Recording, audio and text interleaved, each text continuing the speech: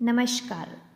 मैं वैद्य हिमांशा पवार आज फिर से एक नया और विशेष विचार लेकर मैं आपके समक्ष प्रस्तुत हुई हूँ।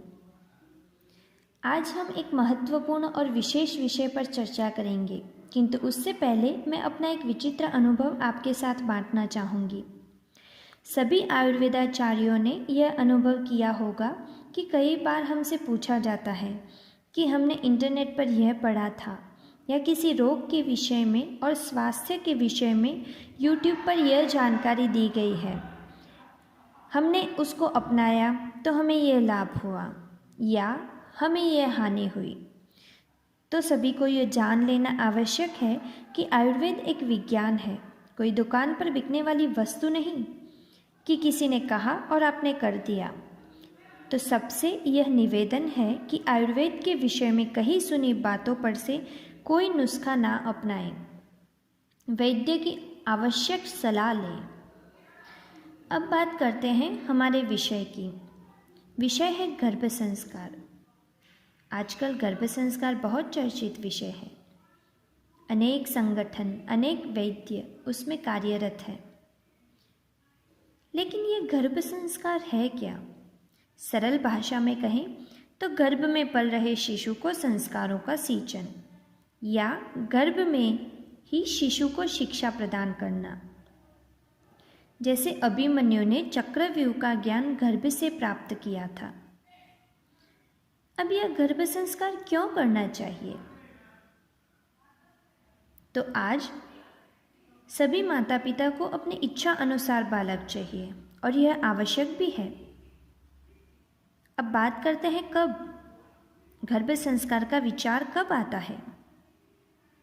तब जब युवती माता बनने का विचार करती है अथवा वह गर्भिणी होती है, जब वह कहीं से सुनती है, किसी से कहीं पे पढ़ती है, तो उसे गर्भ संस्कार का विचार आता है।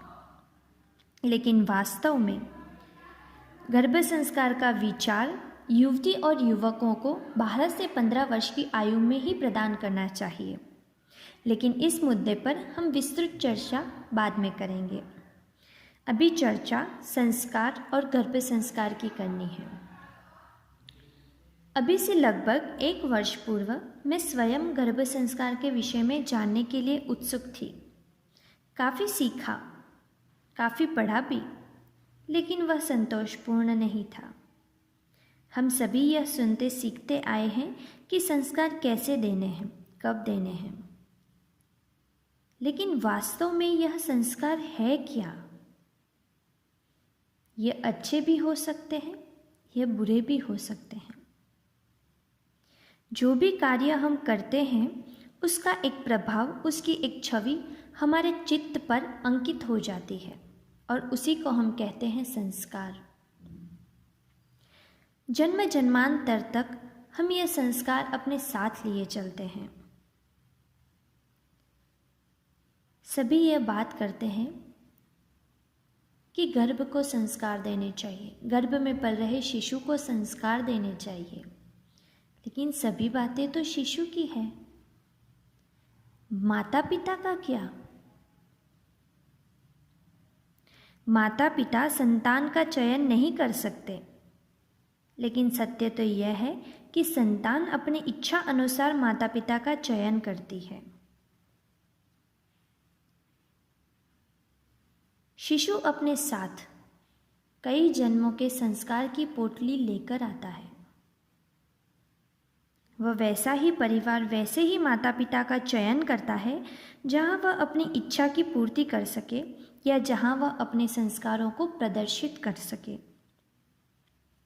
इसलिए सबसे पूर्व संस्कार का ज्ञान माता पिता के लिए आवश्यक है। जिस प्रकार माता पिता अपने आप को तैयार करेंगे, उसी प्रकार की संतति की प्राप्ति उन्हें होगी। माता और पिता संतान के लिए एक प्लेटफॉर्म है और माता तो संतान के लिए एक फिल्टर है। गर्भ में पल रहा शिशु उन्हीं भावों को ग्रहण करता है जैसे उसकी माता अनुभव करती है। किसी भी परिस्थिति में माता जैसे भाव अनुभव करती है वही शिशु को प्रभावित करता है। उसी प्रकार गर्भस्थ शिशु भी अपने भाव व्यक्त करता है, अपने संस्कारों को प्रदर्शित करता है। जैसे कभी कभी माता गर्भावस्था दरमियान कुछ ऐसे अनुभव करती है जैसे उसने अपने जीवन काल दरमियान कभी नहीं किए होते। एक उदाहरण के तौर पर माता पिता दोनों का स्वभाव शांत है, लेकिन गर्भावस्था दरमियान कई बार माता बहुत क्रोधित अनुभव करती है। तो हो सकता है कि यह शिशु का संस्कार हो। तो गर्भावस्था दरमियान माता पिता को इन सब चीज़ों से अवगत होना चाहिए और उस पर ध्यान भी देना चाहिए। तो गर्भ संस्कार की प्रक्रिया सर्वप्रथम माता पिता से होनी चाहिए। प्रथम माता पिता अपने संस्कारों को जाने, अपने आप को शुद्ध करें, संस्कारित करें, फिर उत्तम संतति का, उत्तम शक्ति का आह्वान करें। उसके पश्चात गर्भ संस्कार की प्रक्रिया हो और गर्भ के संस्कारों को जानकर उस पर कार्यरत हो। संस्कार अच्छे बुरे दोनों हो सकते हैं, जैसे काम, क्रोध, लोभ, मोह, राग, द्वेष, यह सभी बुरे संस्कार हैं। तो जानते अजानते, कहीं ना कहीं अज्ञानतावश ही हम अपने गर्भस्थ शिशु को इन संस्कारों का सिंचन तो नहीं कर रहे, यह जान लेना बहुत आवश्यक है। अपने गर्भस्थ शिशु को संस्कारों को जानकर उसे संस्कारों का प्रभाव कम करने का प्रयास करें। गर्भ में शिशु जो संस्कार लेकर आया है पहले उससे अवगत हो, फिर जो बुरे संस्कार हैं उसका प्रभाव कम करने का प्रयास करें और अच्छे संस्कारों का सिंचन करें। तटस्थ होकर अपने शिशु के लिए प्रयास करें। यही गर्भ संस्कार की सही प्रक्रिया हो सकती है। तो अंत में मैं यही कहना चाहूँगी कि गर्भस्थ संस्कार देने से पूर्व गर्भ को वास्तव में कुछ संस्कारों से मुक्त करना भी आवश्यक है। सर्वप्रथम गर्भ को संस्कार मुक्त करने का प्रयास करें, फिर उस कोरी स्लेट पर आप जो भी संस्कार डालना चाहे वह डालें। यही गर्भ संस्कार है। शिशु गर्भ में जो सीखता है वह अपने पूरे जीवन काल दरमियान नहीं सीखता। जीवन काल दरमियान वो अपने गर्भस्थ ज्ञान को प्रदर्शित करता है। इसीलिए यह आवश्यक है कि गर्भावस्था दरमियान शिशु को सही ज्ञान की प्राप्ति हो।